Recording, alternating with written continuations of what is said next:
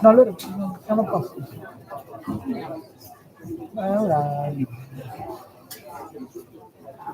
Ora basta.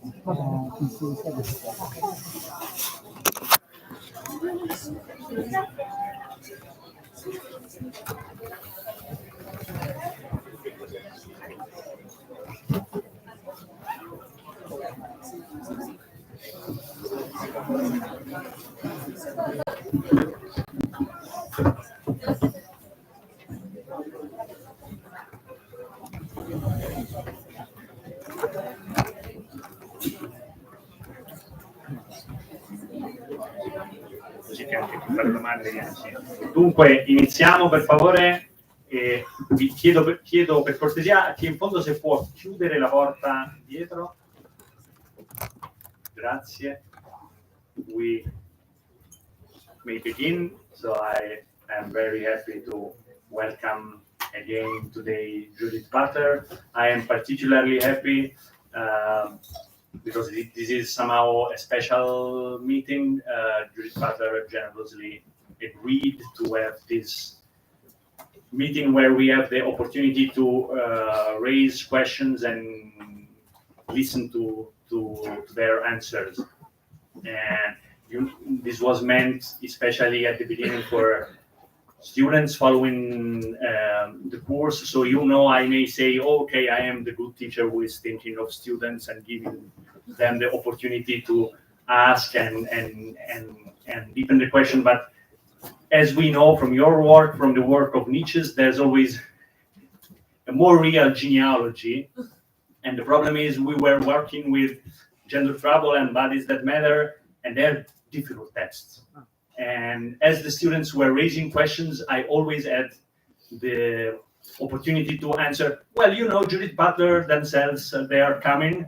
And so you may directly ask the question to Judith Butler. So this was always the escape for me in order to give the possible best questions. So I have a list of persons who are going to raise questions. I have 14 people. Okay, we have 2 hours. So I please beg everyone to try to stay in time, and I won't lose any more time. And I would start, as I was saying, with 2 students. So I would like to call. So I would ask everyone who is going to put a question to please come here, because as we are streaming, so also people looking at the streaming may better listen and see the questions. So I would like to ask Rossi, please, to come, and then Giordano, please, to be ready so that we do not lose too much time in the changes. Okay, thank you. So please just sit here. Thank you. So, given the importance of language in forming our identity and also communicating it in our society, I would like to know your opinion. What are the best strategies to behave where languages do not offer historical or otherwise existing resources to be remodeled? In fact, introducing real novelties into language appears to be a very complex operation sometimes. And I'm thinking, for instance, of Italian or other Neo-Latin languages which do not have singular they or singular pronouns. So what is, in these cases, the best way to express an identity which is beyond the binary system? Thank you.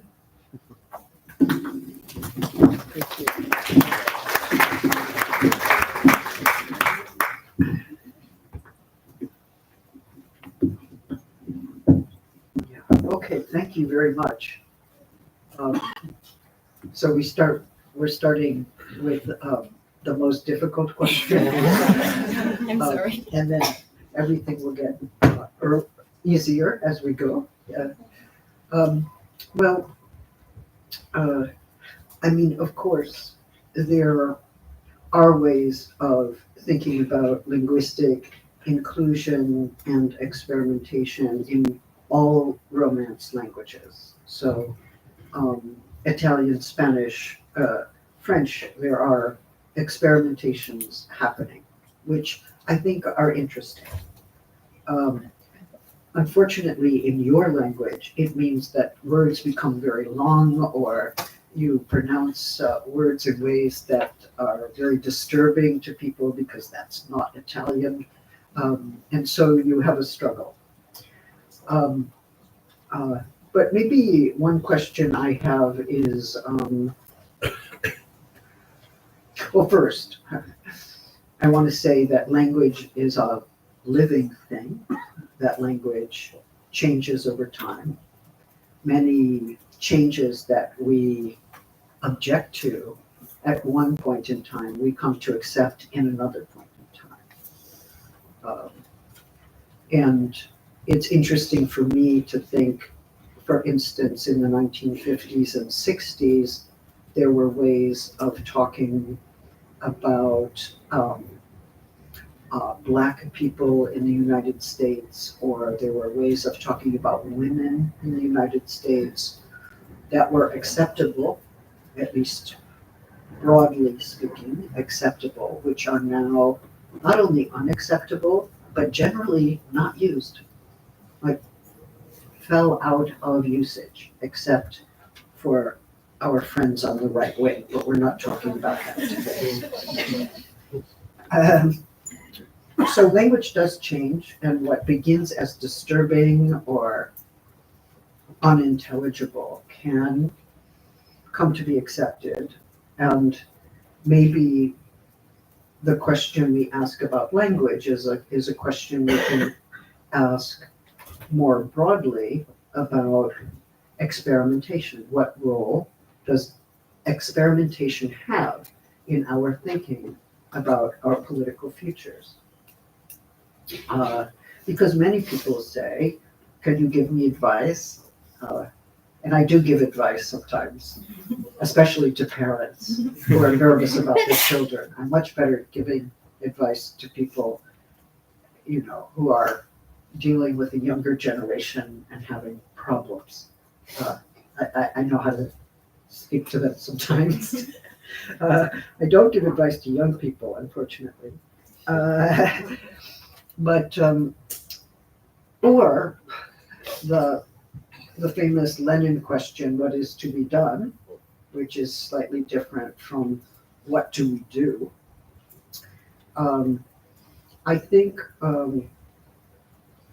that we have to perhaps think about experimentation as a form of practice where we don't always know the outcome, where we cannot say, well, this is the means that I'm using to achieve this end. We know what our aims are, but we are not necessarily acting according to an instrumental logic. We are trying to open up thought. We are trying to further the tradition of critical thought, that is, calling into question presuppositions that do not serve the dignity of human beings, the freedom, the equality of in society. So sometimes that means breaking from our usual conventions in order to open up a field of possibility, not just because new possibilities are good, but because we are able to think critically and imaginatively in a different way once we do not accept, as a matter of fact, the existing language we have for describing reality, whether it's my reality or your reality or our common or shared reality. So I think that's not really an answer to your question. I don't have best strategies for sale. And I can't say for you, questions of generation, of regional context, of situation, strategies in relation to family, to institutions, to governments, to healthcare. So complex in there. Anyway, I generally don't tell people what to do, even though I have been, along with many colleagues, accused of indoctrinating, which I find amazing as an accusation, because I usually leave people with too many thoughts and then they become frustrated. But okay. Anyway, thank you. Thank you so much. You're done, no?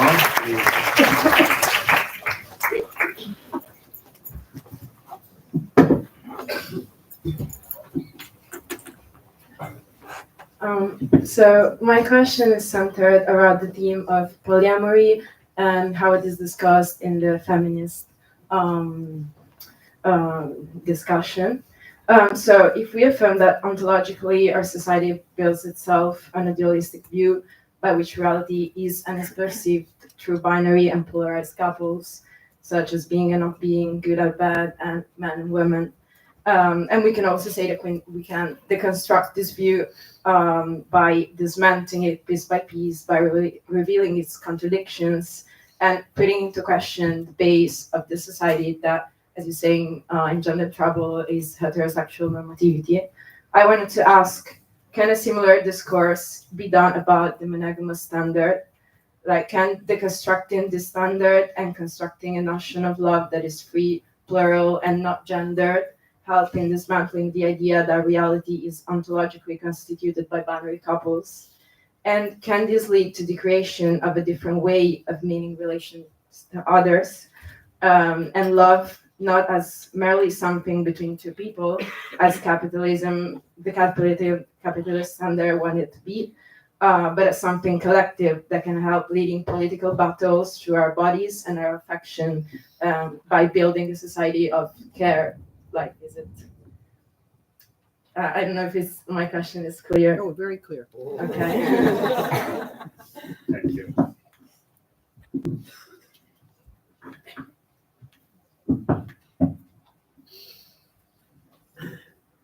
Well, first of all, thank you. It's a brave and interesting question. I mean, I think that you have already sketched the political critique of monogamy, and we could go further and talk about the place of the nuclear family and the heteronormative family within the reproduction of capitalism. I think there are all kinds of questions we can ask about models of possession and property that enter into our ideas of sexuality. Certainly,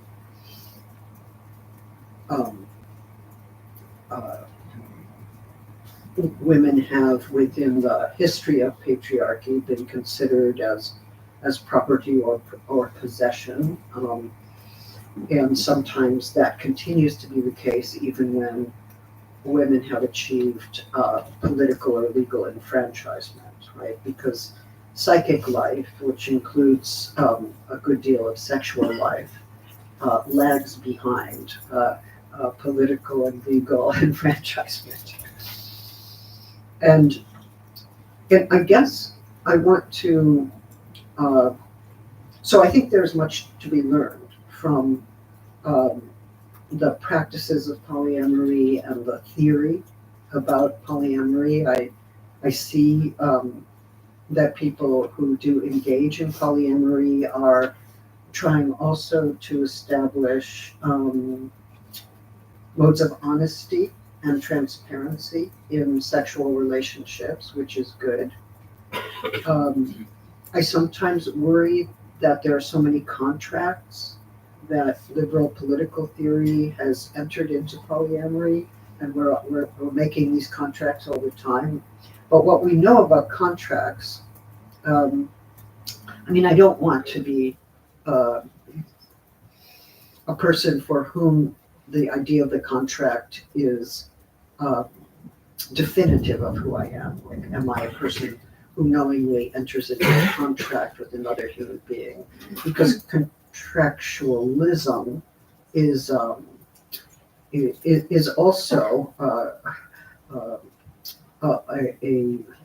a form of thinking and a practice that arguably leads back to the same liberal model that gave us property and possession. So, but how does one get around that? I mean, every contract, as we know from Nietzsche, has been introduced already. Every contract involves a promise of a certain kind, right? So I promise the following. I stand for my word. I seek to stand for my word. I tell someone what I will and will not do, or I agree to an arrangement knowingly, deliberately. The difficult thing about sexuality is that it very often defeats our best intentions. In other words, because there is an unconscious dimension to sexual life, I mean, who among us can account for why we desire as we do? And it's always been somewhat offensive to me, like, oh, well, how do you think you became this kind of sexual? It's like, no. We don't ask that of heterosexuals, right? We do ask, like, oh, somebody's a lesbian. I wonder how they came to be a lesbian. Can you tell me how you came to be? But we don't say, oh, how did you come to be a heterosexual? How curious and unusual. Right? But in either case, in any kind of sexual orientation, if we even still use that word, we do not generally, we're not able to give a full account of ourselves. It takes us by surprise. It moves us against our better judgment. It makes us break our promises. Not always, but it can. Or we think we are this kind of person only to find that maybe we are another, or we are firmly decided that we are heterosexual or gay or lesbian or bi, only to find that in our dreams, something else is happening all the time. Right? So I did even questions of sexuality, desire, identity, we are, at least to a certain extent, unknowing about ourselves. And we can make the best promises we can. But every promise, especially a promise about how I will live, desire, love, and act sexually in the future, every promise is haunted by an unconscious that didn't hear you, that wasn't listening when you made the promise. I mean, maybe that's saying it too strongly, or maybe doesn't like the promise. It's like, I made a promise, I feel good about myself, I'm going to live according to that promise, and something in me wants to tear that promise apart. Why? Right? So it seems to me that psychoanalysis, and even psychoanalysis, the critique that psychoanalysis has offered us of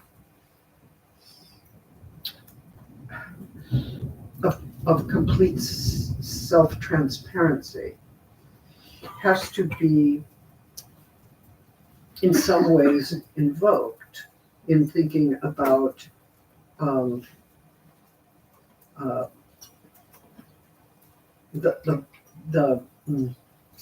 the status of the promise. Now, I'm not saying, oh, we break our promises. We may war against the promises that we make. I understand that. And still keep our promise because we made a promise. And that is ethical and difficult. and sometimes extremely necessary.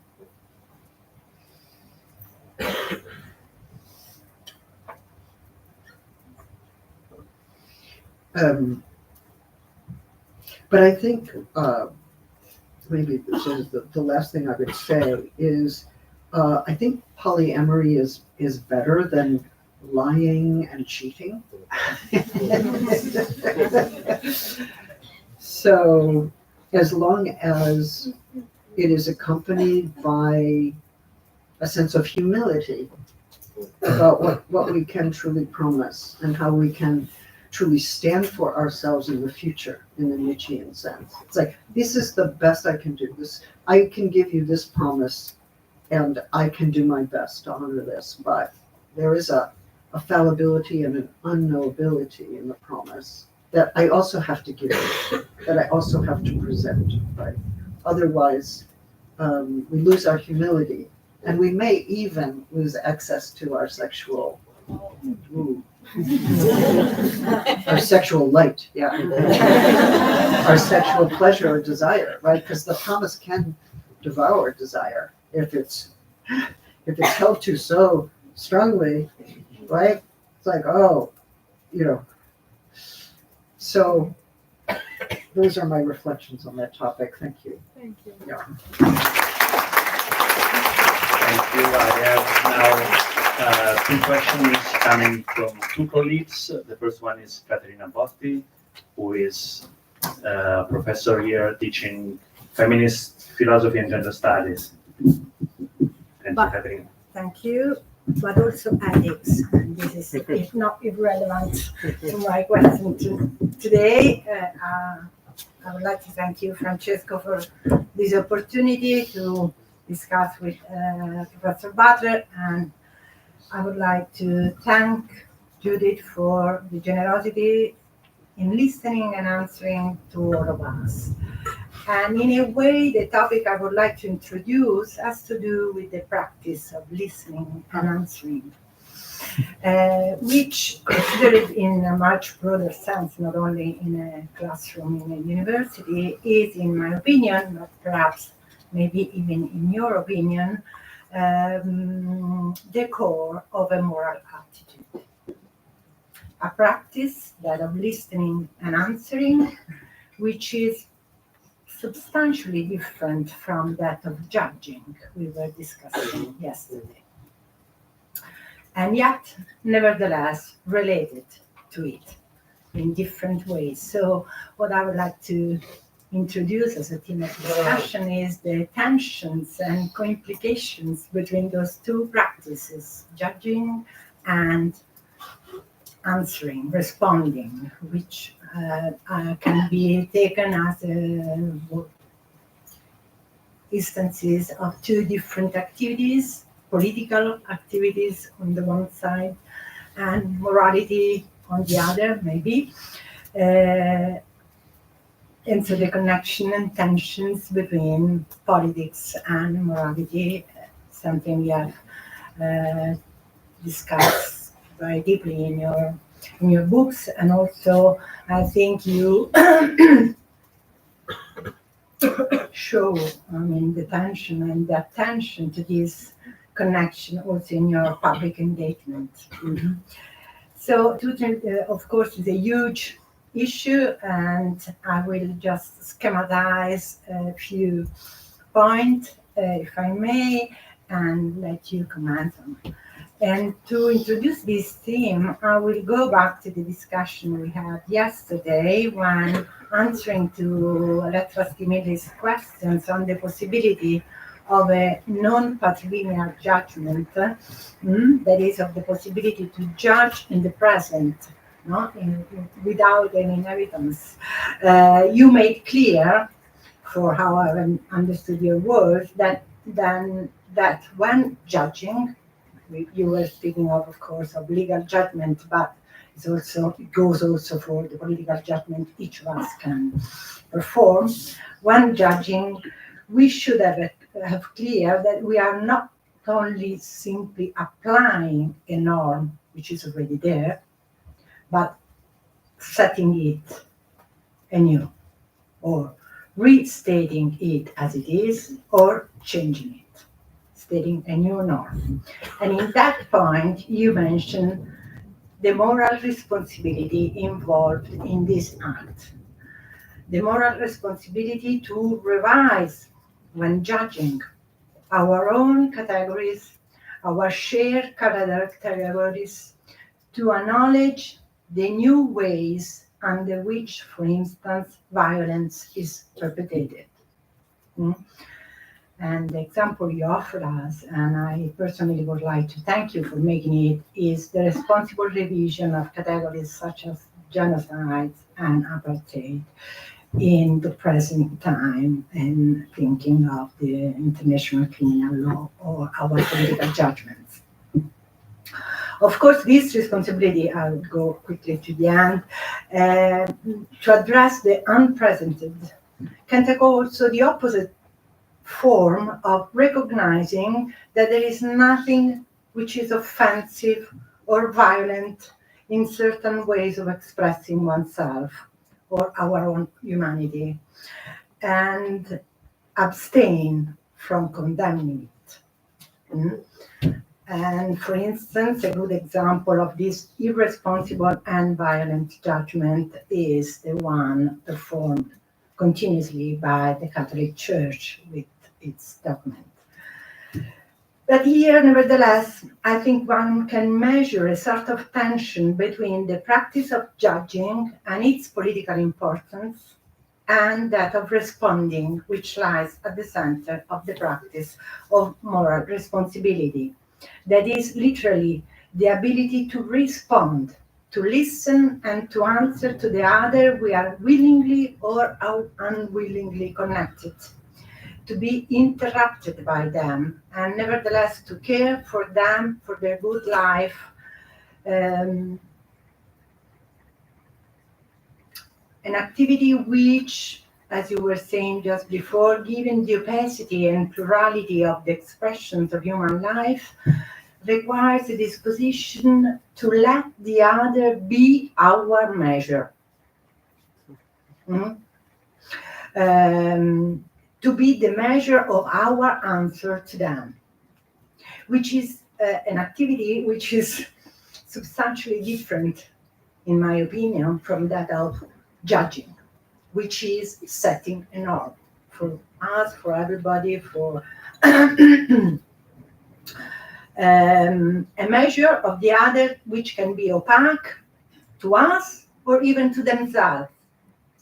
And so my call, as you were saying just now, for humility, for self-critical scrutiny, for openness to uncertainty, even to the risk of not killing the other who we don't understand.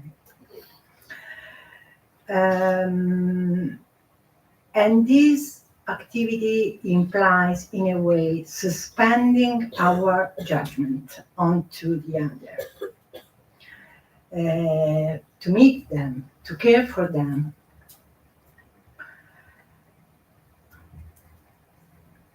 And to revise again our categories, to be open to the new. But of course, this activity of letting the other be the measure brings us back to the dimension of politics, because it's in this dimension that meanings are defined. And so, to care for the other, we should engage in political activity as well. And so there is this conundrum, in a way, between our moral responsibility and our political activity, which I would like to, for you to say something, because there is this idea that in our political activity, we should be always aware of the violent nature of our judgments. And still, we need political judgment to care for the other and to be open to them. Thank you. Thank you.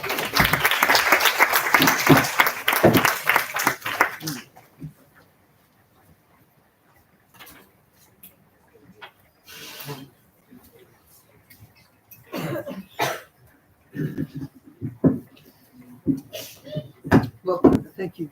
Thank you very much. There are many dimensions to your extremely important set of questions, and perhaps it would be best for me to begin with some large distinctions. So it seems to me that some forms of judgment are punitive. That is to say that they emerge from an authority or an authoritative attitude or a paternalistic attitude or a court of law, and they condemn, they punish, they hold somebody guilty or sentence someone to prison. So that is one sense of judgment. It tends to be modeled on legal punishment, but its juridical dimension pervades other aspects of life. We might even say it's in Habermas's sense, the juridification of punitive judgment throughout culture. Okay, so some forms of judgment are punitive, and that always assumes a difference in power and between the one who judges and the one who is judged. And indeed, to become judged is also to become subjected to the law or the norm that is exercised by the judge, the one who judges. So I understand the subjection, the subordination, and also sometimes the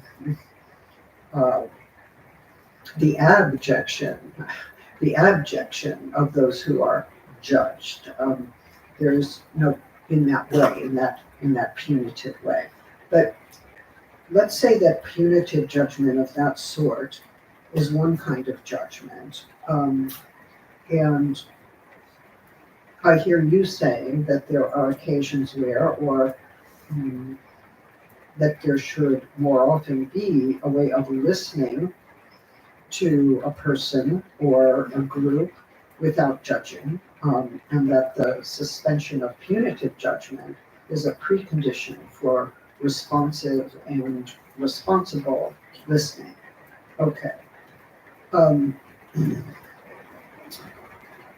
I do think that even within a court of law, we can probably document cases where judges listen responsibly.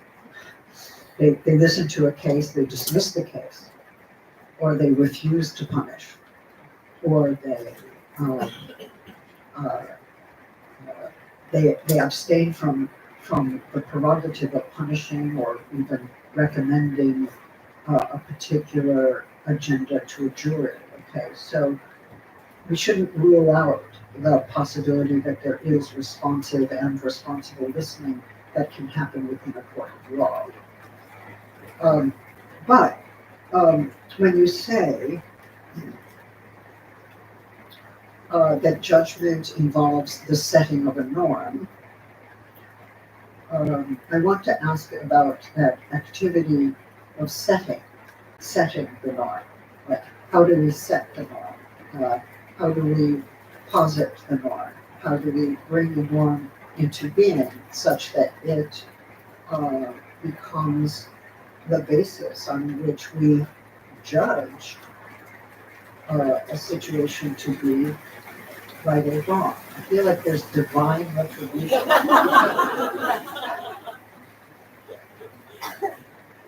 It's very dramatic in Rome.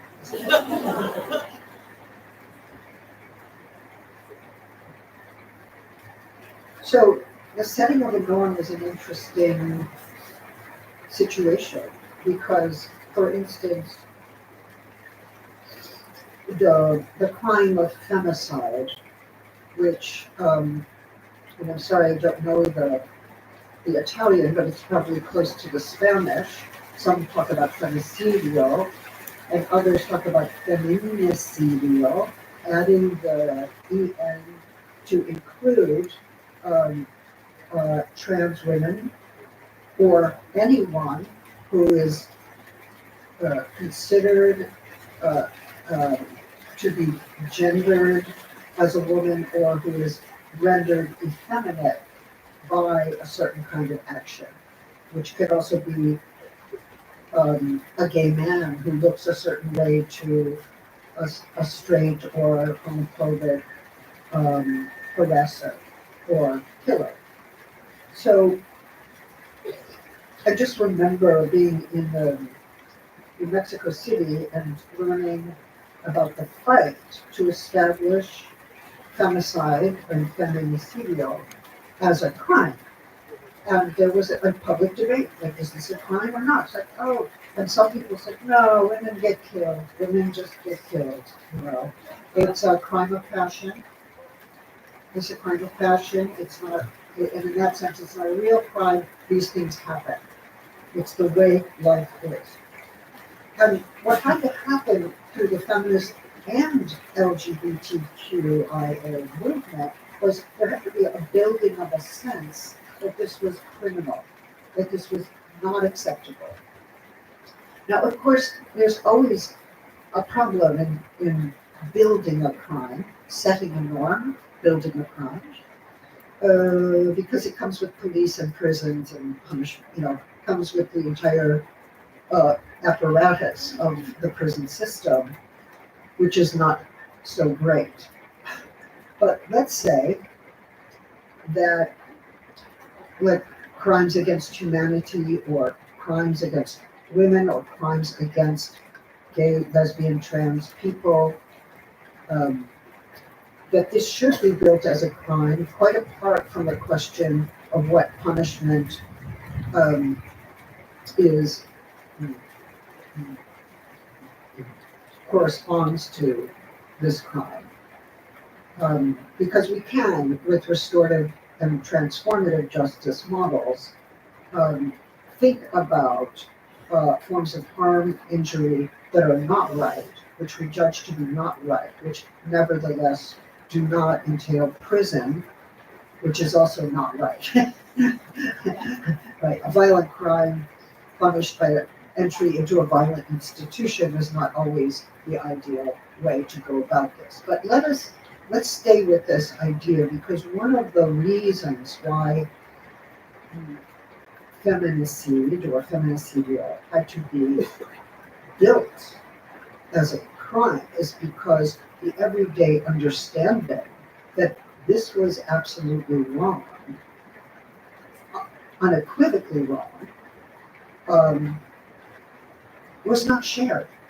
So how do you produce a new ethos, a new sense of responsibility among a group of people who have not agreed on that? And we can add the abandonment of migrants or the killing of migrants or the killing of, well, I can't even begin. I mean, I can begin, but we will be here forever. Okay. So the setting of a norm is an action that seeks to compel consensus on the part of people who have not agreed to consider this wrong. Okay. Or and consider it also in the Istanbul Convention, right? The Istanbul Convention acknowledged marital rape. And there are people in your country as well as mine, okay, who say that's a contradiction in terms. There can be no rape within marriage. The Istanbul Convention also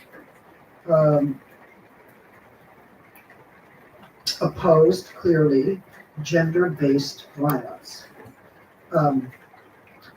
Meaning this is violence perpetrated mainly against women, but not exclusively, because there are forms of gender discrimination, we know, that are not just the discrimination against women. anyone who's doing their gender in ways that are not acceptable can be subject to discrimination, harassment, violence, murder. We know. So, that we know is aspirational. It's like, come with me and know this with me. Okay, it's an invitation to know. Okay, so,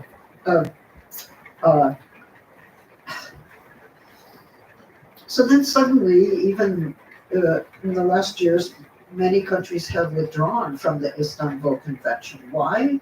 Well, there's no gender-based violence because there's only family violence. There's only family violence. It happens within the family. It can be anyone against anyone. There are no patterns. There's no structure of oppression or violence. There's as a way of refusing the feminist framework, and indeed refusing the mandate that went along with the Istanbul Convention to develop policies to combat discrimination, harassment, rape, and violence against women more broadly. So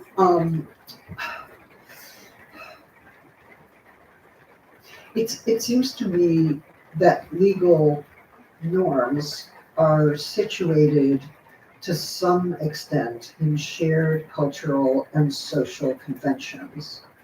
And sometimes we change the legal norm in order to facilitate a change in cultural and social conventions, like the civil rights movement in the United States was such a thing. Not everybody agreed, but it didn't matter.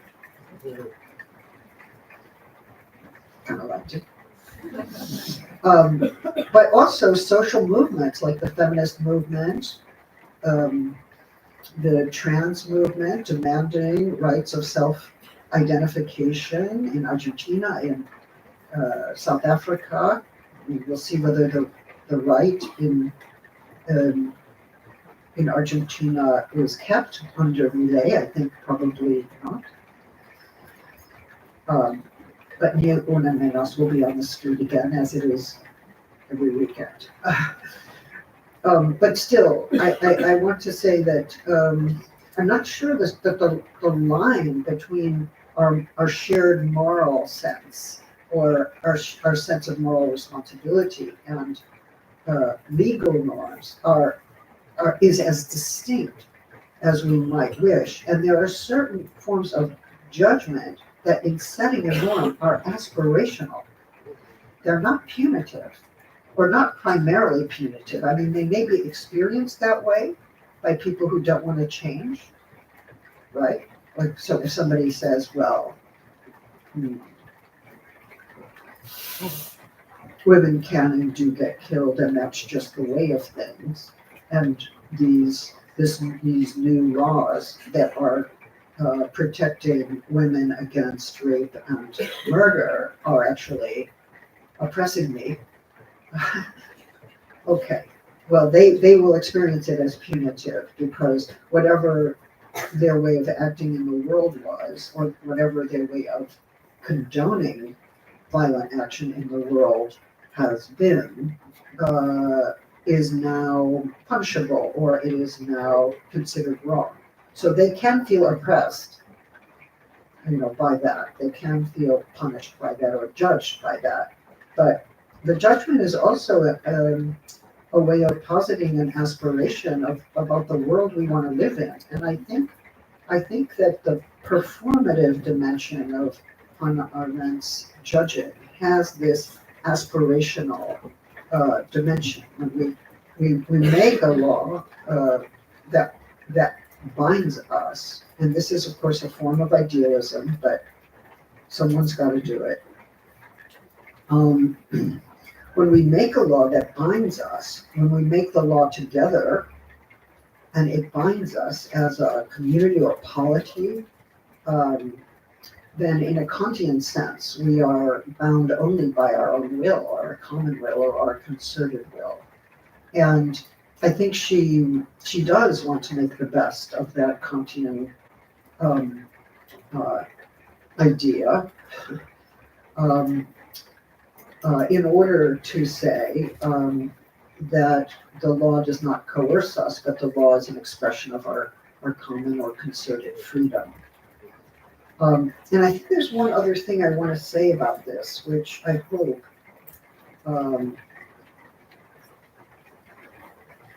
directly relates to your question, which is that it's clear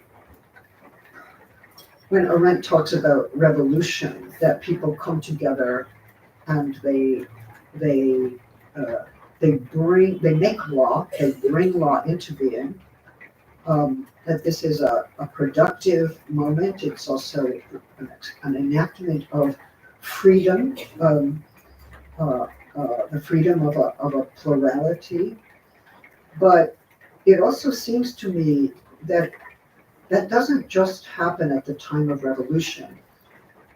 It should happen every time we are confronted with law. Do we want to keep this law? Do we not want to keep this law?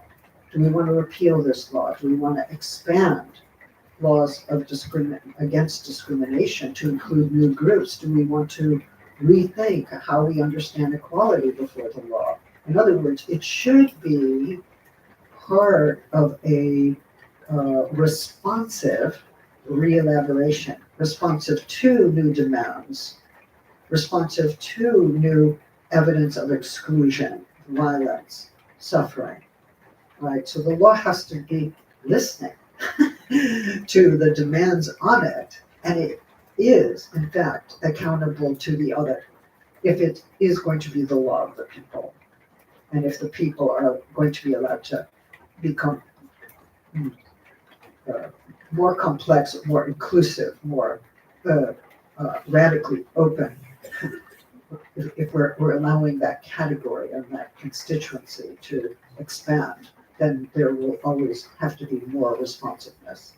So that's a very long-winded answer to your very good question. Thank you. Thank you. I will please ask Electra Stinilli to come here. Professor Stinilli teaches here theoretical philosophy, also deals with political theology, political issues in broader sense, and many other things. Thank you. Thank you. So, I'm really very, very happy to have this opportunity, and thank you, Francesco, to give me this, to ask to Judith Butler a question elaborated last semester with some of my students during a course devoted to the topic of body. So I read some few notes because I will be quicker and clearer, okay? I cannot but firstly express my gratitude to Butler for focusing on the issue of gender, obviously, and making a point of no return about this. The effects of this process are really clear today.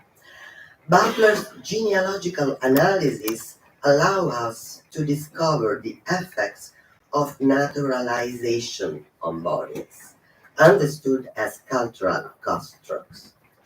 As it is well known, Butler has discussed this point on numerous occasions and books, particularly from Bodies That Matter, and where is focused on the body, investigating which coercitions materialize bodies as sexualized, defining which bodies acquire importance and which not, and if the performative efficacy of discourse is what allows body to matter, materializing their meaning and positioning them in symbolic terms, the question is how can matter those bodies that, while existing, do not matter according to predominant discursive practices.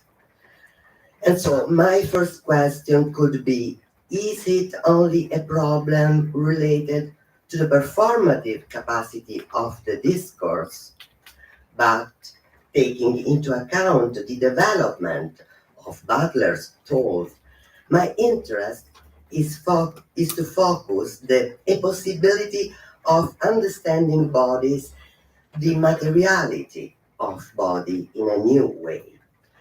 I'm particularly interested to the idea elaborated in the book Notes Towards a Performative Theory of Assembly, L'Alleanza dei Corpi in Italian translated. It seems to me that in this book it is fundamental the attention brought to different, no patriarchal alliances that, according to Butler, can take place precisely through bodies and through the embodied performative modes of people, embodied performative. In fact, it is in this book that Butler observed how most of the recent claims have been made in the name of body for its protection, health, shelter, nourishment, mobility, and expression, and that take place precisely with and through the body in its technical and infrastructural material dimension. It seems to me that when this happens, the body seems to rise at the same time on the means and on the end of politics. For the body is not divorced from the conditions, technologies, and life processes that make it possible. We know it was the feminist and the LGBT perspective that has always been characterized by the capacity to assume and claim that what is most personal about bodies is already political. In this sense, I think, can we consider the biological bodies never alone or self-sufficient? It is always a fragile, vulnerable means, a vehicle of communication, an instrument of circulation, a passage between an anatomical reality and symbolic projection. And if its body, I conclude, did not have an anatomical structure, they could not survive the traumas they experienced. State in the world is not a given. It needs constant and adjustment work and presupposes an exit from the self, the assembling of a terrain existing between the dialogical and the symbolic. In this sense, my question is, can we have the possibility of understanding the materiality of bodies in a new way today? Are not bodies common means in itself for new forms of social reproduction? That is, for a form of reproduction coincide a social and political problem. My impression is that the elaboration of this possibility for body is internal in your work. Are you agree? And if yes, can you explain why? Thank you. Thank you.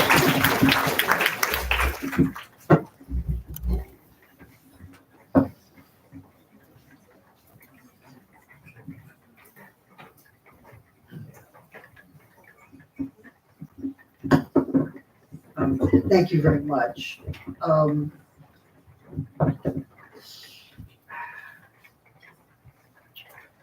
So I wrote Gender Trouble 36 years ago. Right? It takes a while to get published. And then I wrote Bodies That Matter 33 years ago. So as a living creature, I have, of course, changed. And I am, of course, responsible for both books. I don't deny that I am the author and I take responsibility. But what often happens is that the author, who is not the same as the living creature, right, gets fixed, and the living creature reads and changes and learns about new fields and has different perspectives. So I'm always in a bind. Do I transport myself back 34 or 6 years ago?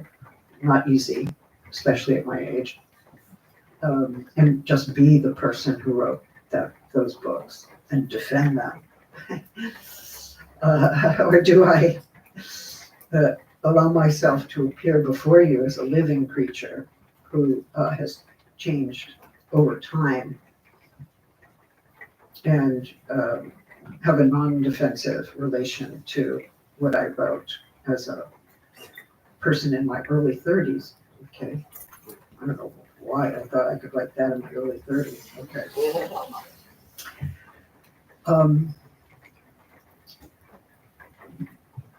I would say, first of all, that at least in my most recent book, Who is Afraid of Gender, which will appear in Italian in the next couple of months, I think, maybe 2 months,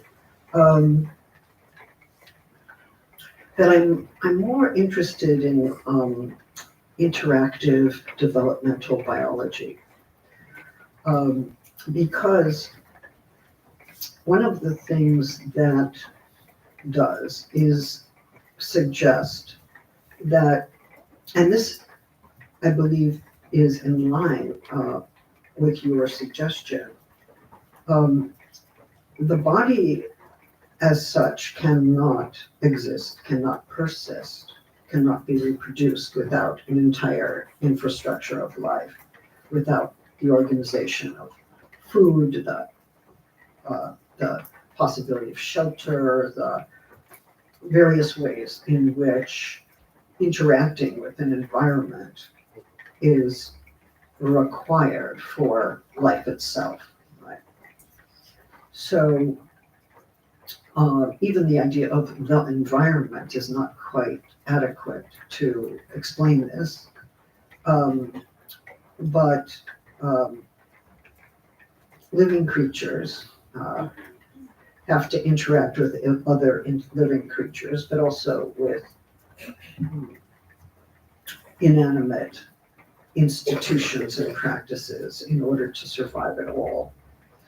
But it also means that as we affect what we interact with, we are also affected by them. So we're changed by the environment, but we also change the environment. And we know this from ecological politics. It's extremely important that we grasp this interdependency, what I have tried more recently to describe as an interdependency of the living. So I think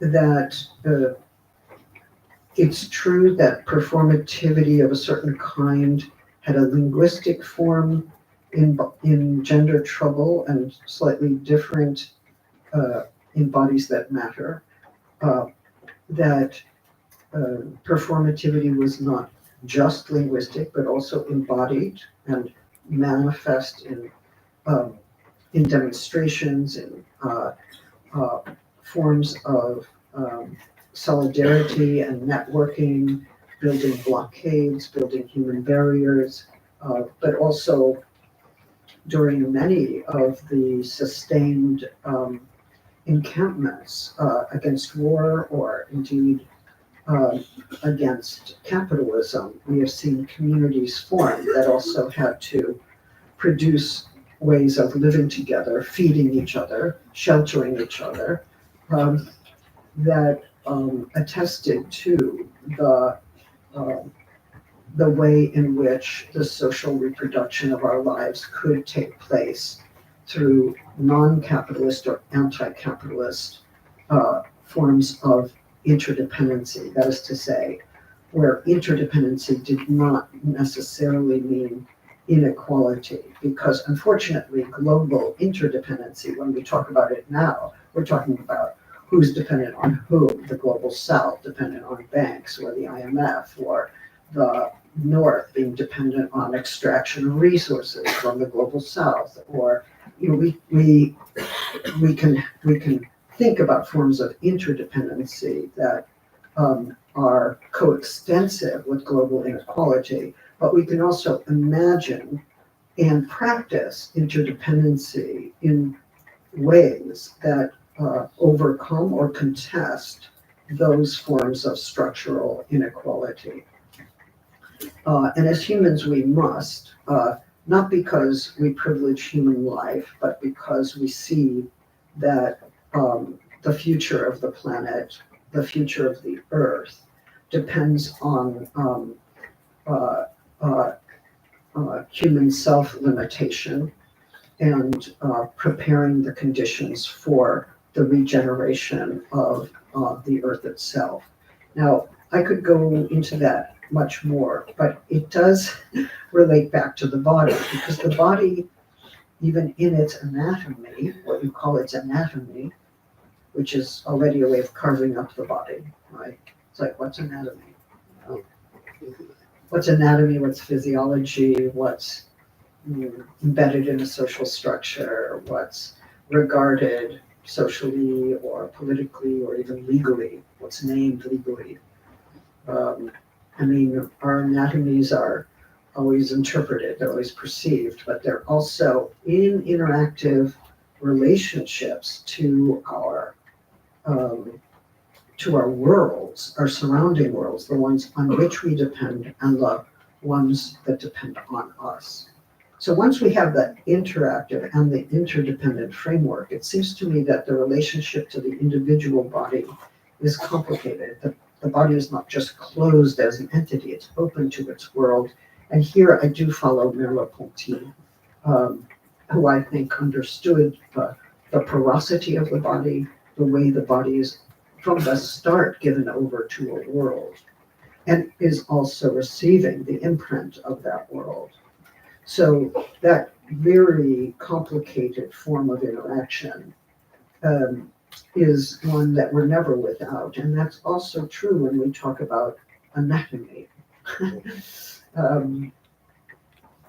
I mean, there's something else which I want to say.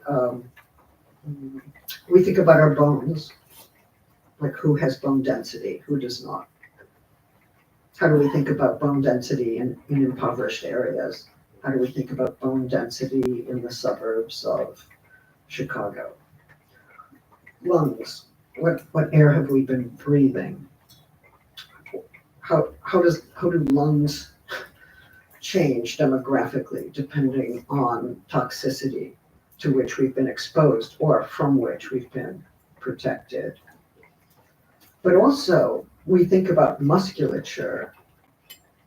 You could say, well, those who have lived with testosterone their whole life will have better, stronger musculature, especially if they've gone through puberty with testosterone. That's just a biological fact. But it matters whether that person who's had testosterone their whole life, whether, say, in athletic competition, they had access to a private club, they had access to a trainer, they had free enough time to practice. In other words, there's also a kind of an economic infrastructure in the building of muscle. Or we shouldn't think that the economy is not in our muscles, that the industries are not in our lungs, and that the determination of anatomy is not at least partly made through medical and legal discourses that may not always serve us well. So I don't deny anatomy, I don't deny the importance of anatomy, but it is always a site of interaction, and it can't be understood outside of that, which means there's not nature over here and culture over here. There's not sex as natural and gender as cultural. There's actually only a complex dynamic interaction, which we're trying to intervene in a way to make life more livable, right? So it's a different language than the one you propose, but I hope that I at least respond to the main points. Thank you. Thank you. I have now two questions from two PhD students. The first one would be Mattia Fiorilli. I maybe ask you if you can move there, because it's easy to move the body, then this can be matter thing. Thank you. If you don't, Mattia Fiorilli is writing a PhD thesis on the supposed Kantian heritage in your work. Sorry. Don't apologize. Okay, so my question concerns the anti-metaphysical thesis grounding your reflection on sex and gender, namely the rejection of ontology of substance and the notion that would be experienced as given and natural is the effect of ongoing cultural construction. I think you confirmed that your idea remains what you wrote in Bodies That Matter in Gender Travel through this sense. So in Bodies That Matter, you further explored this concept, aiming to elucidate what I believe was implicit in gender travel, but not fully developed. And you do so by explicitly presenting a form of cultural and discursive constructivism that is both unavoidable and finite. I will sketch it, so maybe you can say that I understood you wrong. But so we always think and live through cultural norms and categories, which build the reality we experience and the understanding we can have of it. On the one hand, everything we grasp is always filtered through cultural categories. On the other hand, the very objects of our experience, including ourselves, only exist as they are performatively formed through culture and discourse. It's not that we cannot access to a reality beyond them. Instead, there is not such a truer reality. At the same time, you also argue that cultural constitution has limits. It is finite and does not create reality from scratch. Despite everything being mediated and formed within discourse and culture, these are not the only grounds of our experience. Reality always exceeds cultural constitution, even though this excess always presents itself through cultural categories. This elucidation explains why gender performances always fall short, and why a realm of objective subject is necessary to maintain the coherence of culturally legitimate subjects in a heteronormative framework. Now, so in an interview published in 1998 under the title "How Bodies Come to Matter," which maybe you didn't remember, that's why I will say what you said. You claim that in Bodies That Matter, you distanced from Foucault and aligned temporarily with the Kantian tradition as it has been taken up by Derrida. That was not the last time you dropped hints about the possibility of a relationship with Kantian tradition, especially concerning the concept of critique. However, sticking to this occasion, I believe your reference was very accurate, since your theoretical maneuver against ontology resonates profoundly with a well-founded interpretation of Kantian transcendental idealism. However, in Gender Travel, you read the phenomenon-noumena distinction as the claim that a true noumena reality exists, even though it is inaccessible to us. Today, Kantian scholars refer to this as the nominalist interpretation.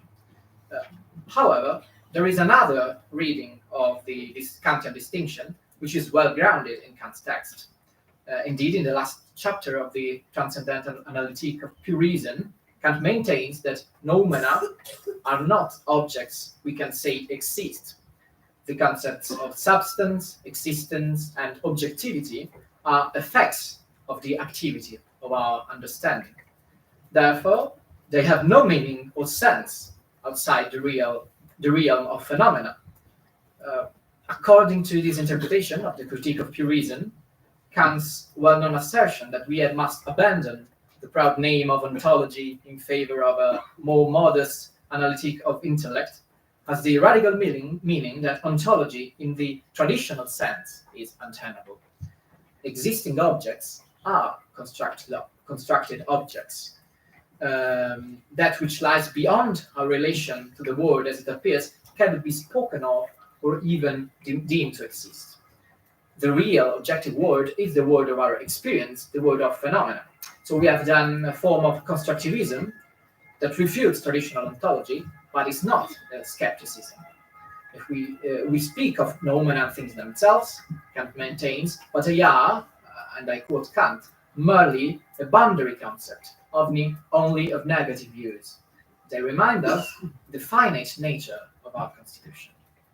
While everything is thought through the categories guiding our cognitive activity, every experience contains more than what our categories can put into it. So, of course, Kantian constructivism concerns only the form of our experience in general. It does not entail an analysis of the historical or cultural conditions shaping our concrete experience of specific objects, such as sex bodies or gender identities. That's a profound difference, and I think it's a decisive and necessary development. However, significant resonances remain between your theoretical move to deconstruct sexual and gender essentialism and the Kantian move of transcendental idealism in this non-realist reading I just presented. So both of them try to claim the constructed nature of our objective experience, the impossibility of referring to a truer reality before the construction of the constitution, and at the same time, the finiteness of the construction itself. So that's why I think your reference in the interview was pretty accurate, and we could discuss the philosophical legacy that contributes to this similarity, but I just like to ask you, what are your thoughts on this question? Why, maybe you don't remember, but why you made that reference to Kant, and how in general do you view your relationship, the relationship between your work and Kantian philosophy? Thank you.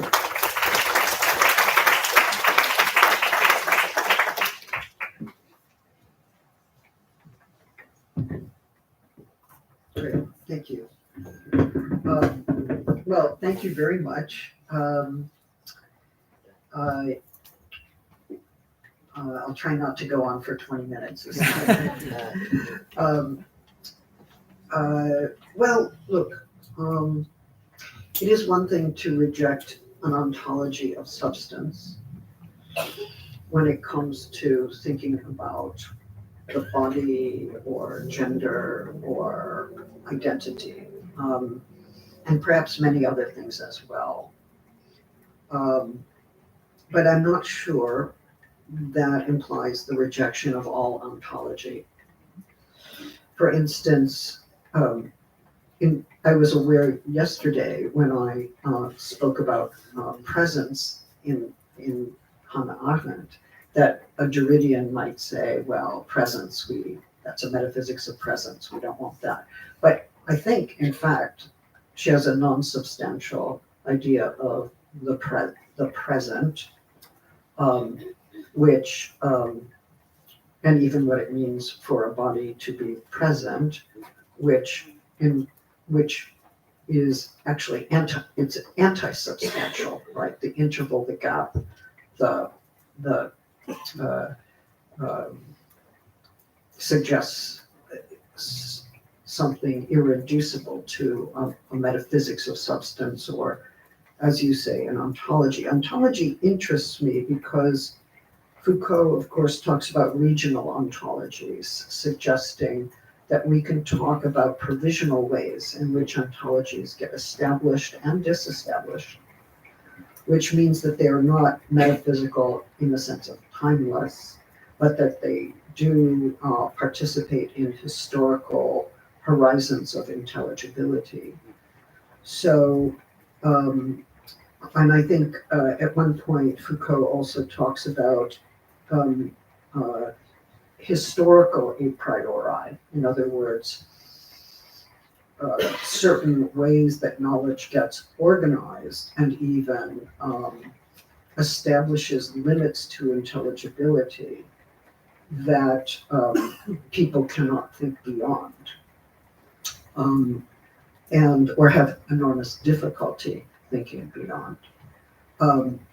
But in those cases, a priori is in quotes, in Brechtian, not in Brechtian quotes, but in softer quotes, because in fact, the historical scheme of intelligibility that he's describing, when he's describing prisons or he's describing the clinic, or even the regimes of sexuality, those are in fact changeable. They appear as a priori, and so the a priori status of the ontological regime is established, and it can be disestablished or interrupted. Now, you're right to say, especially in bodies that matter, that I insist that language does not produce bodies, right? It's not constructive. It's not a form of construction that unilaterally produces a body. So if I use certain language, I become a body, or I'm called something, I become that body. Language doesn't work that way. It can try to name us. It has to name us again and again.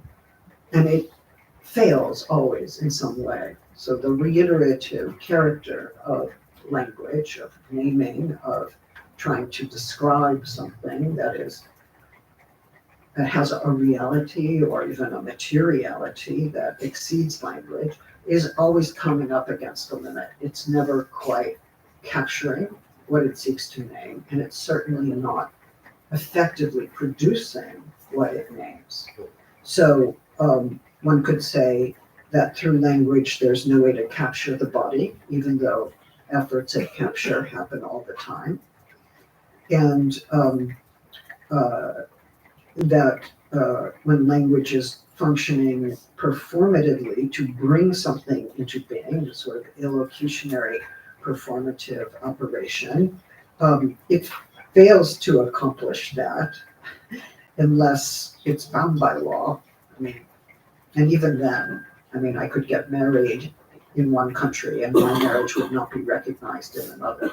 So there's a kind of provisional authority to my marriage. By the way, I'm not married. Okay. I mean, long-term relationship, but I'm not married. Okay. I defend the rights of marriage. Okay. Apparently I'm not getting married. So performative naming fails to accomplish what it seeks to accomplish. There's always a potential or actual failure. And efforts to capture, say, the body or other kinds of material objects fail to capture something about the referent exceeds the name. And that goes both for descriptive language and for performative language. So no capture with descriptive language, no final or full successful accomplishment with performative.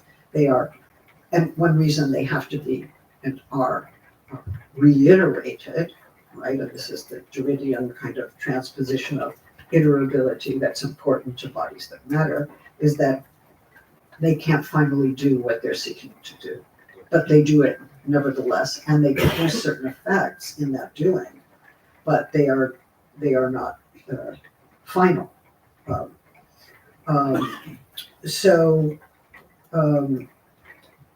What I appreciate about Kant, many things, apart from the third critique, and I am one of those typical literary people who likes the third critique.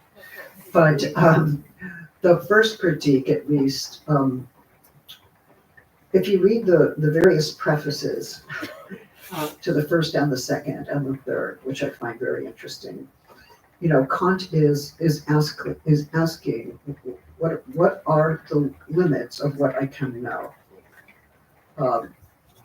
and I don't want to overcome that question and say, oh, those limits are contrived and imposed. In fact, we can know everything. No, we can't. There is a humility. And he wants very much to ask not only what it is we can know, but for what can we hope, right? And I think that we don't always pay attention to what conditions and limits our understanding of what we can know and for what we can hope, nor what we can make or bring into the world. But I find that critical question to be terribly important because it's not just a question of self-limitation or epistemological humility. It actually establishes a ground of a certain kind within which one can make judgments about what is true and what is not true. And at least I believe in the preface to the first critique, he talks about a tribunal that might be built that would also judge what states do, right? It wouldn't be a tribunal that belongs to the state. It wouldn't be a tribunal that belongs to the university, but it would be a kind of figure. It's a figure, right? It's a figure of a tribunal. It's an experiment in thought in the Arendtian sense. It's a speculative architecture which gives us, in the way that utopian fiction does, a perspective by which to judge what is going on in our world. And I think establishing that critical perspective of a tribunal beyond any institutional tribunal, right? Like, how do we think the courts are doing? How do we think the law is doing? How do we think universities are doing? Establishing that critical perspective, not just for a punitive or a negative judgment, but also, again, for an aspiration, to release an aspiration from the given. And I think there is an imaginative dimension to critique, which is very often overlooked by those who identify critique with a purely negative posture. But that's another conversation. Thank you.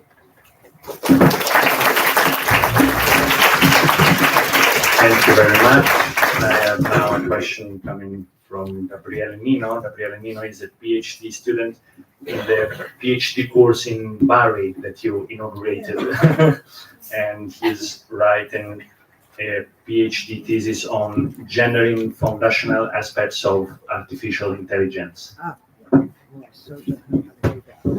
Thank you so much for this opportunity. Well, yesterday you have shown how the ethical relation is reconfigured starting from the gap, the interval between the past and the future inherent. The classical ontology plays to fully grasp the present, a present that emerges from an historical perspective that is not communicable, a heritage of the Old Testament. For Arendt, the messianic interval is the possibility of the performative removal or failure of the sphere of labor reaction and politics. It offered the possibility to obtain, and I quote, a position from which to judge the forces fighting with each other with an impartial eye. In this way, I believe that the judgment become a tool that lets us denounce injustices, reclaiming the classical ethics of individual responsibility. But it seems to me that Arendt's perspective, focusing on the problem of judgment, relies on an anthropocentric paradigm. In my question, I would like to confront Arendt with Jacques Derrida's messianic and also performative perspective on justice. First of all, because I find between these two authors very important similarities. In fact, in Spectres of Marx, Derrida also engaged with the problem of inheritance and the disjoint between past and future. But for Derrida, this space does not constitute the condition of possibility of a judgment, but it immediately shows the ethical constraint of being with. He writes, and I quote, "No justice seems possible or thinkable without the principle of some responsibility beyond all living present, within that which disjoins the living present, before the ghosts of those who are not yet born or who are already dead, be they victim of wars, political or other kinds of violence, nationalist, racist, colonialist, sexist, or other kinds of exterminations, victims of oppression, of capitalist imperialism, or any of the forms of totalitarianism." This is the ethical constraint, the injunction that comes from the other and from the future, and it is a performative utterance, and I quote, "that comes to open the future to come." Karen Barad also develops this perspective through your notion of materialization presented in Bodies That Matter, and writes, "The past is not closed, it never was, but erasure of all traces is not what it is issue. The past is not present. Past and future are iteratively reconfigured and enfolded through the world's ongoing interactivity. There is no inherently determined relationship between past and future. Phenomena are not located in space and time, rather phenomena are material entanglements." So it seemed to me that the problem of the interval between past and future, in this perspective, dislocate the anthropocentric paradigm and underlies an ethical responsibility that we have in common with all other entities in every process of materialization of the world. Thank you.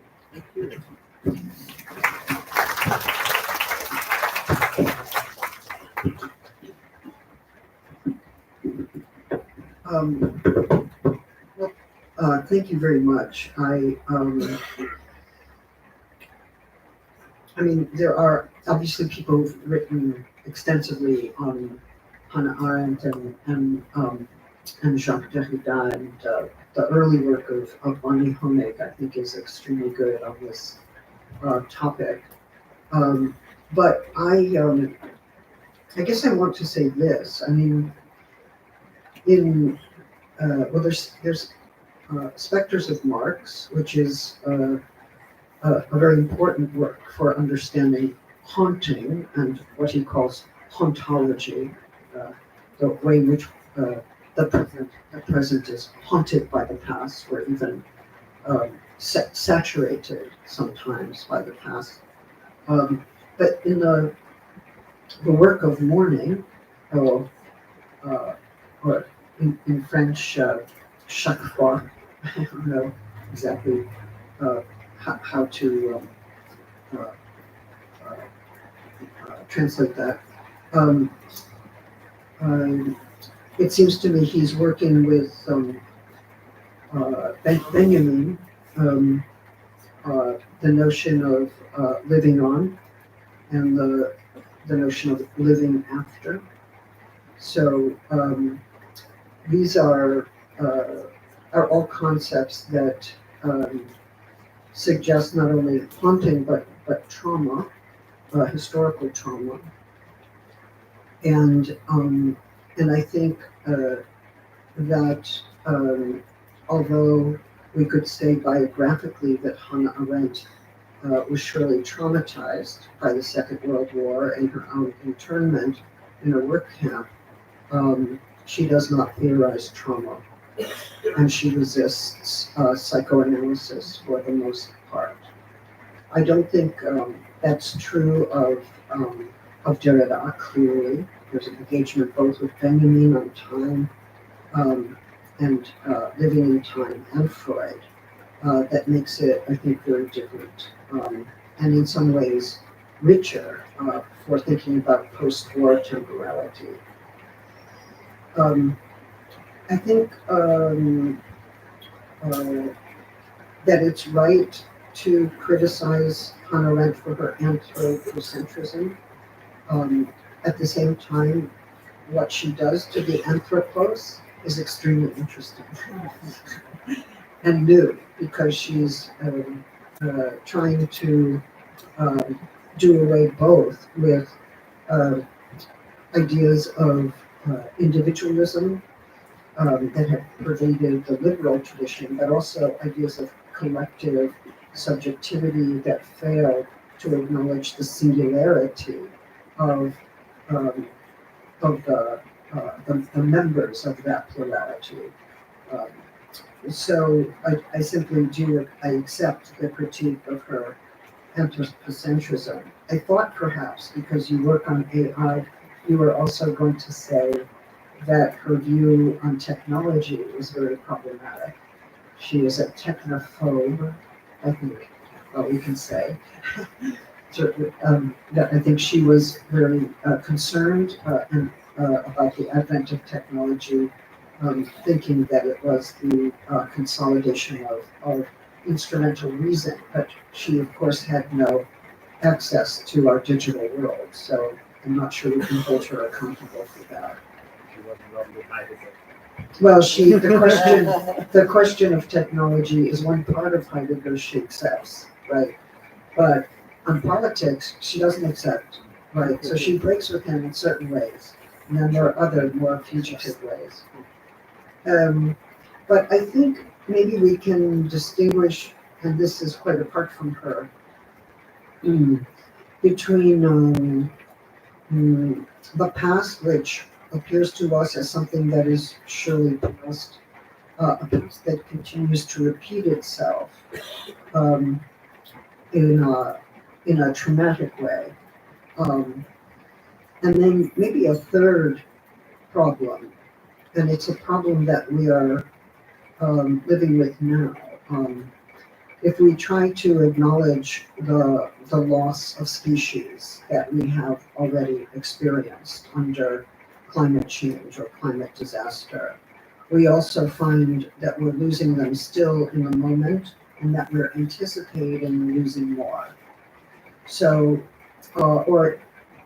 grief in war, in the midst of war.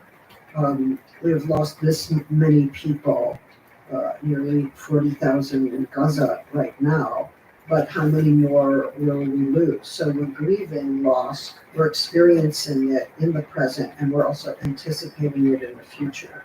And that strikes me as a different kind of haunting, because both remembrance and anticipation are pervaded by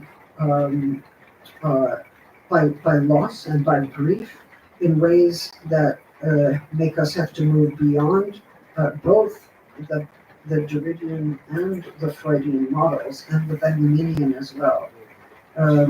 Because the future anterior in Derrida, posing the question, what will have been, is seen very differently within climate change, where the very conditions of there being a future at all are now called into question. And I think for Hannah Arendt, talking about time, she assumed that there would be a future. And now, when the loss we have experienced is also being experienced in the present and is projected to be experienced even more intensively in the future, it seems to me that this disorients our understanding of time and of space. Now return to the idea of Earth, right? Which in Arendt it's not, because world and Earth are separated in ways that again recall the Heideggerian distinction. So that distinction collapses, but so too does the question of past and present and future. So I think as much as I love working with these materials, I wonder at one point, do they abandon us, or must we abandon them in order to think the parameters of temporality now? That's an open question. Thank you.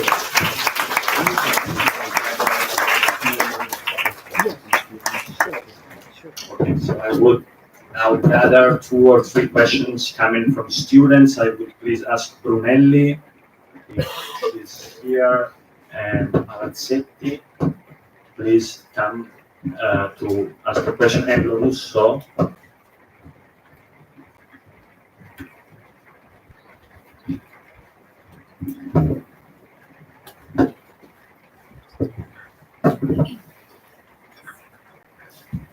First of all, thank you so much. My question regards the connection between gender trouble and the LGBTQ plus movement. So at the end of gender trouble, we arrive at a deconstruction of the ontological base of gender, leading to an unstable identity of the individual. The LGBTQ plus movement is based as a book on questioning heteronormativity. However, it seems that the movement is multiplicating identities rather than demonstrating the instability of the identity itself. So do you think that gender trouble can still offer an opportunity for the LGBTQ plus movement to redefine itself?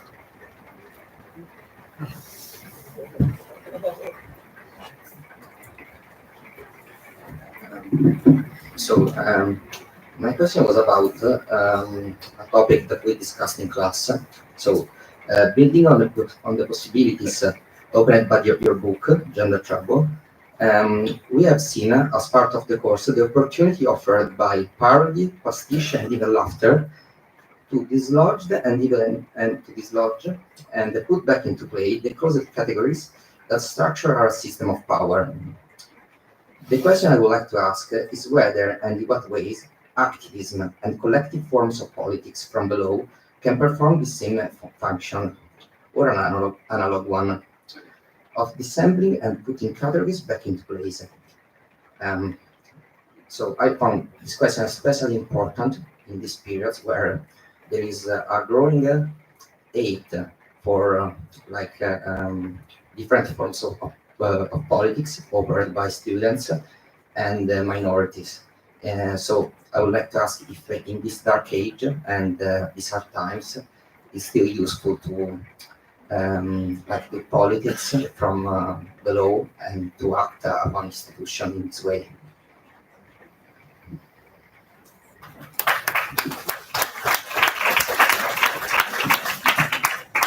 Thank you, Professor Tomasi, also for the opportunity. I won't ask anything about Arendt. I would like to recall Foucault instead. And I think it's very similar to the question that the other girl posed before about subjectivities and LGBTQIA plus movement.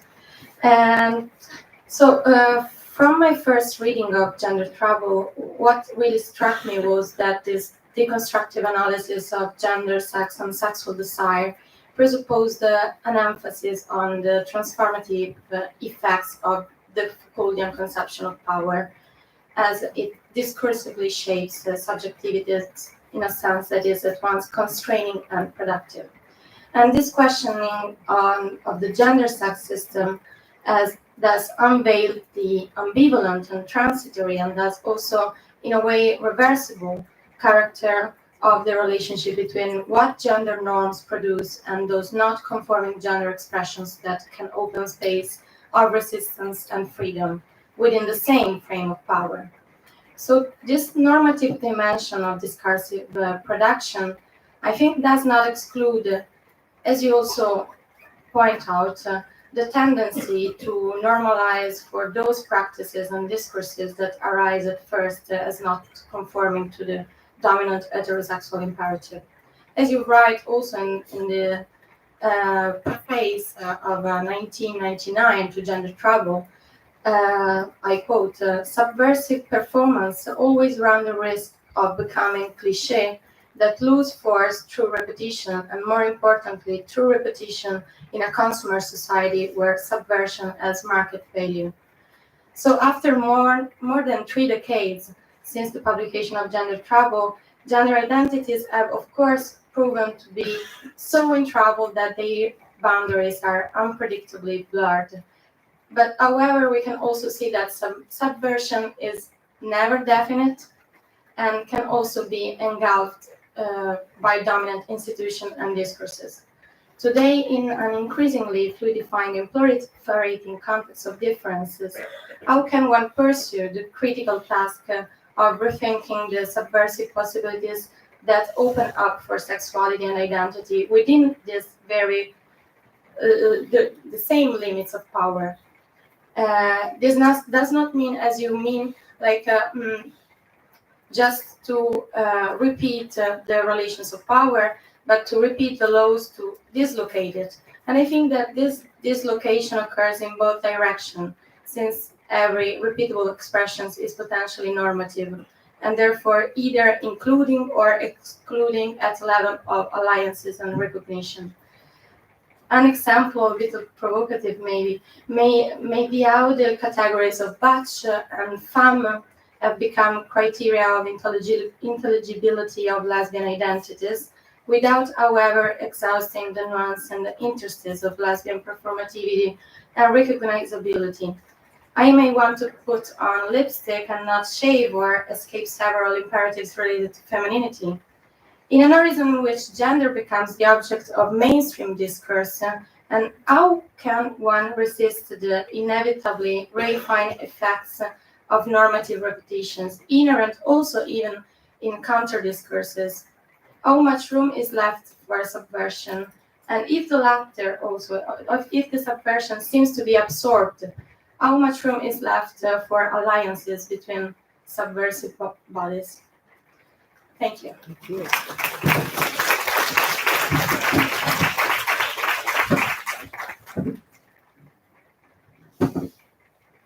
Great, thank you. Well, thank you. I appreciate this. Well, let me first say, subversion is not the only form of power we should be thinking about. I think we have to think about emancipation. I also think we have to consider revolution in various meanings. And I am also interested in forms of resistance. So I don't think subversion is the only form. Here again, I have to decide whether I put myself in the framework of gender trouble or whether I be the living creature that I am. Okay. I worked on Foucault for many years, and according to my Habermasian friends, I am still a Foucauldian, which is interesting. But I haven't actually worked on Foucault for about 20 years.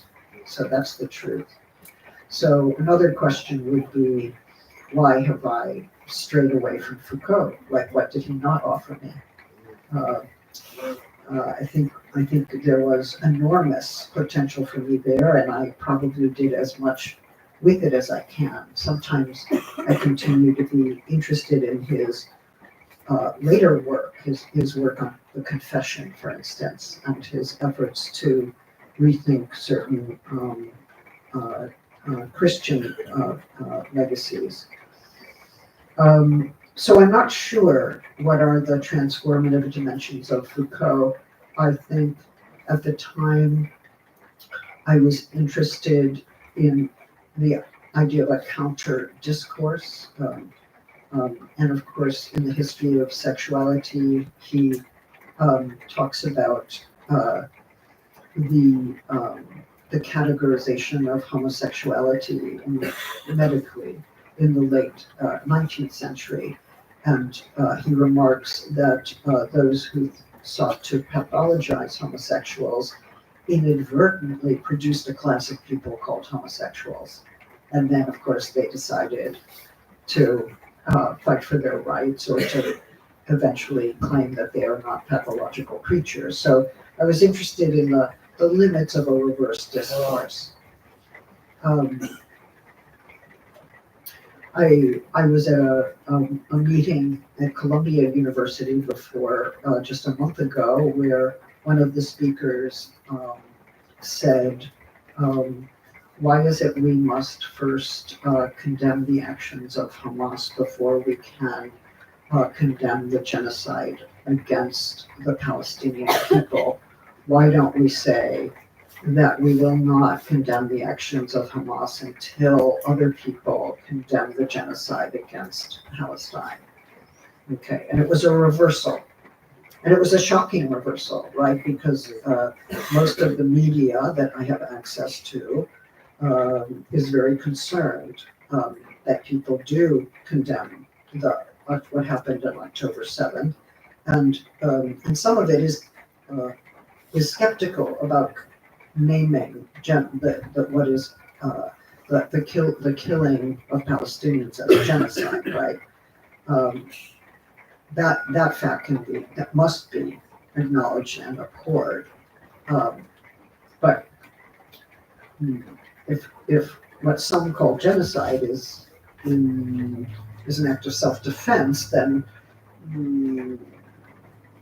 it's harder to condemn the genocidal actions. So this person was saying, well, let's first admit that a genocide is going on, and then we can talk about October 7th. And I'm not easily shocked. I'm not easily shocked. And I thought, oh, that is a reverse discourse. That is a reversal that is there, which participates in the same syntax, right, of the original assertion in order to illuminate the question of power, the question of denial that is happening in that. And well, could we talk about that? What would it be like if we lived in a world in which people spoke that way? It was a useful reversal. On the other hand, perhaps you know the thesis of Naomi Klein about the doppelganger in contemporary political discourse. One thing that she has noticed is that the right wing takes over many of the slogans and principles of the left, which means that people in the middle become confused. Is that a right-wing position? Is that a left-wing position? Gender is a form of colonizing the global south. Is it? I mean, you could hear a left-wing anti-imperialist say that.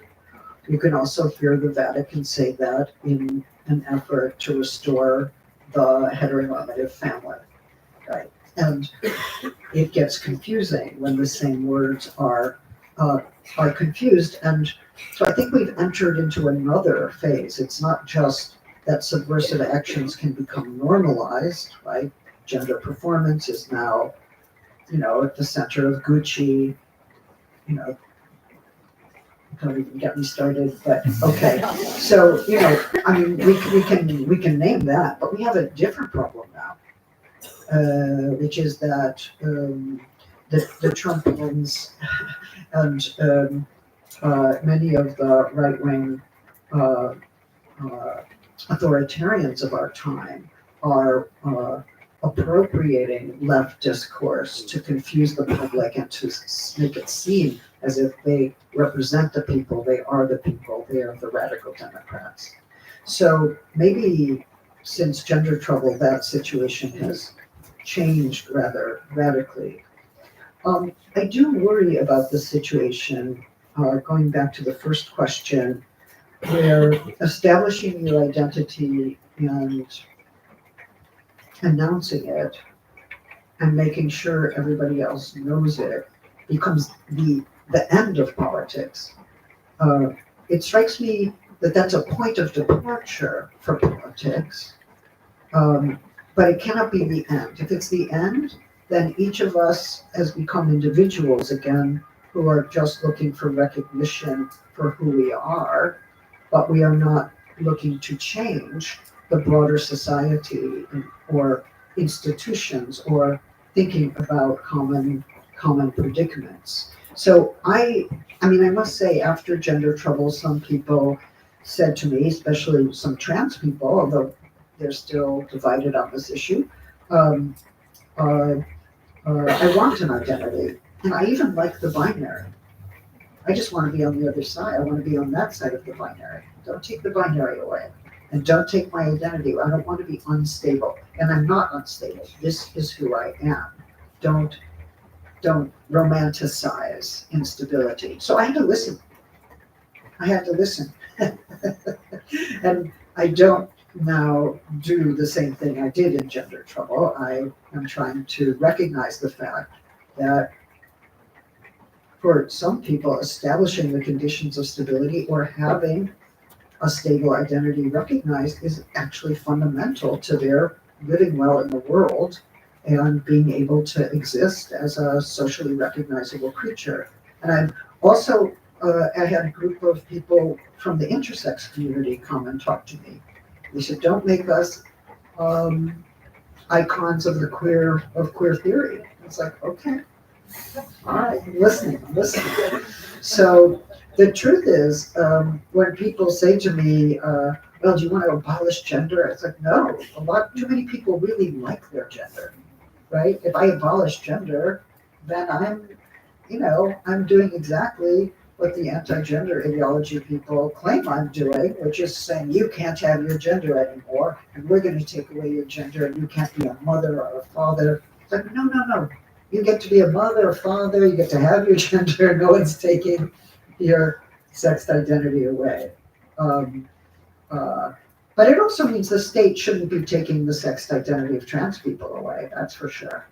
Because if we're saying nobody's sex identity should be taken away, that means nobody, and it certainly shouldn't be taken away by the state. I think that Meloni is confused on this topic. Maybe we'll have a conversation one day.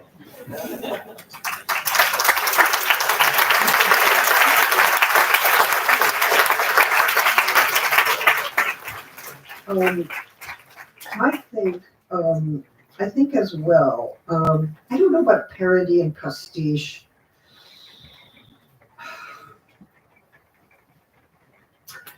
But I do see that in some of the student encampments that are happening in the United States right now, there are die-ins where people are on the ground and they are bodies on the ground. It is a form of performance, but it's also a form of solidarity, and it's also a way of trying to make graphic the loss of life in Gaza. And I think that there are theatrical dimensions of politics that try to break through the forms of denial that keep people abstracted from what the actual suffering is. I think as well that anti-authoritarian movements do involve very often very compelling performances. Las Tesis in Chile, perhaps you know, they have a song that they sang in the street to the rapists to get out of the streets. Very powerful, enormously powerful. We could say, oh, that's just theater. No, that's politics too. And when the members from the political organizers of Tahrir Square came to Zuccotti Park, when in the United States, in New York, we were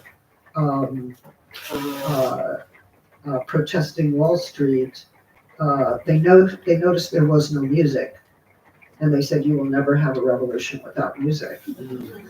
And I mean, the reason is that you have to have performative, musical, theatrical dimensions to a social movement in order to bring people's affect in, to move people, to gather them, and to also remember that there is joy in protest. We're not just furious, we're not just grieving, we are also joyously gathering as a way to try to produce another world. So I do think this affirmative dimension and this collective dimension can be part of what we mean by plural performativity in these days. So the book on toward a performative theory of assembly was trying once and for all to defeat the individualist interpretation of gender performativity. I'm sure I failed, but it's okay, I tried.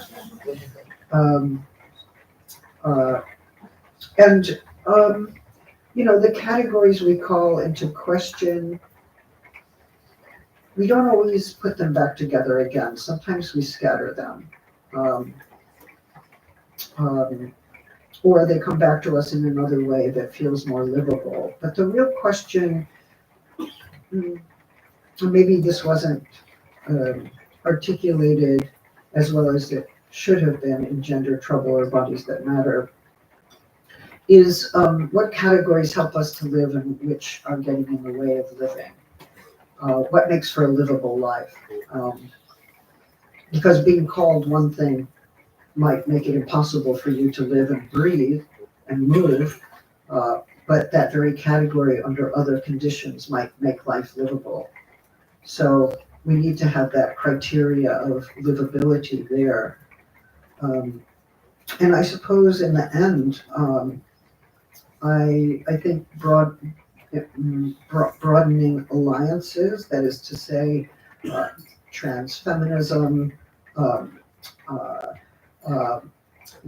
the ecological movement and its relationship with anti-capitalism, the defense of LGBTQIA rights in relation to migrant rights, to anti-racism projects, that all of these projects need to be articulated together in order to produce a stronger progressive movement that can imagine and bring about a more just world.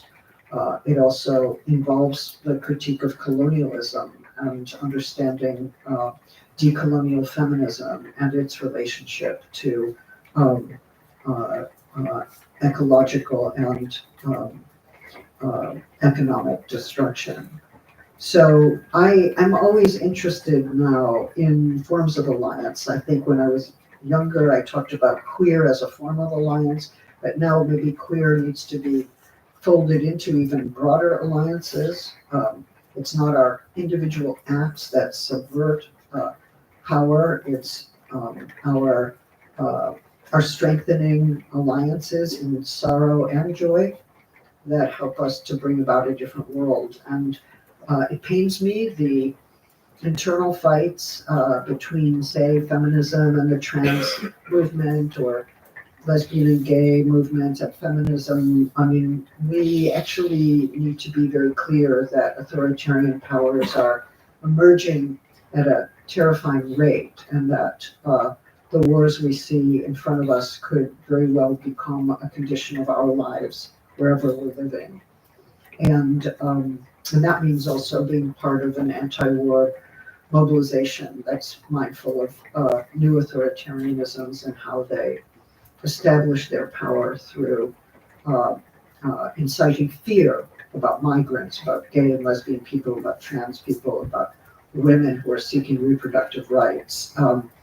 We are in this together. We can fight with one another, but if we become so involved in those fights that we don't see what is before our eyes, what we need to be fighting for and against, then we are lost. And so, yeah, that's my polemic. Thank you.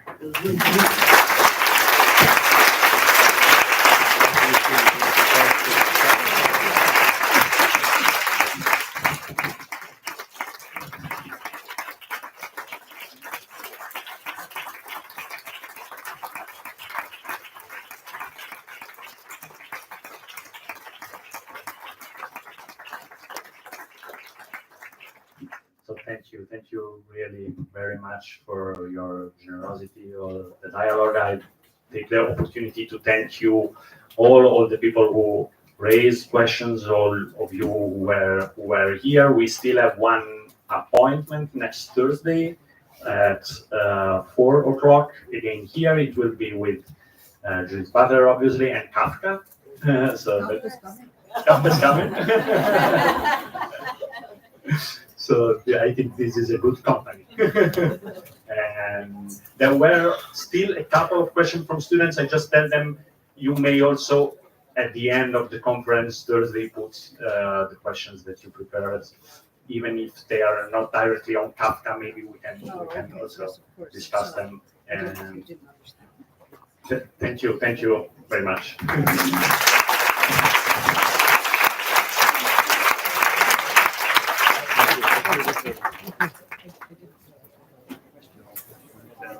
more questions.